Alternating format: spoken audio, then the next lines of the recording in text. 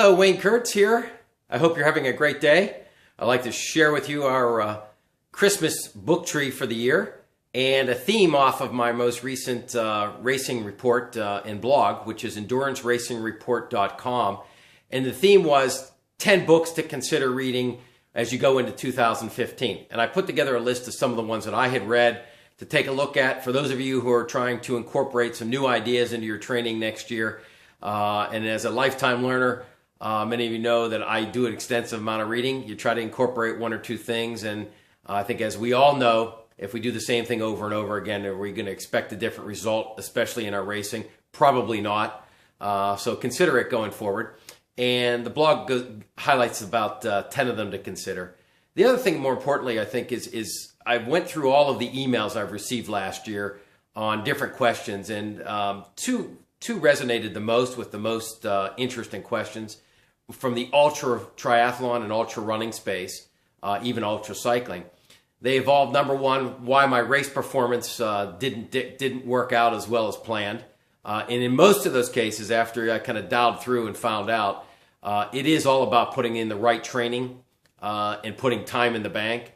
So it is interesting to see many people, the lack of success is not putting in the right race-specific time mentally and physically. The other thing as well is I continue to keep getting questions related to sleep deprivation training. Wayne, what do you consider we should do? I'm doing this race. I'm a big believer, as I wrote in Beyond the Iron, in sleep deprivation training. I go against the norm. If you're trying to step up from a 50-mile running race or the Ultraman, which is a staged race, or an event that is 10 to 15 hours a day but allows you to sleep and move to a 100-mile continuous, 200-mile continuous running race, 24, 48-hour bike race, a double or triple Ironman, you need to incorporate sleep deprivation. It's just my personal opinion. I've heard from many coaches who train athletes doing the Ironmans and Ultramans, and there's no mindset of sleep deprivation training. So it is an area that I got a lot of questions on last year.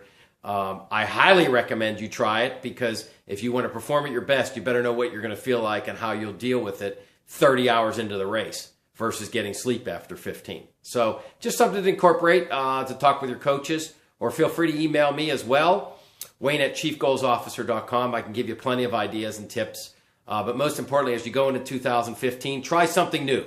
One new idea for the year, incorporate it. Maybe it'll work. Maybe it'll make it an epic year for your racing. So happy reading. Thanks.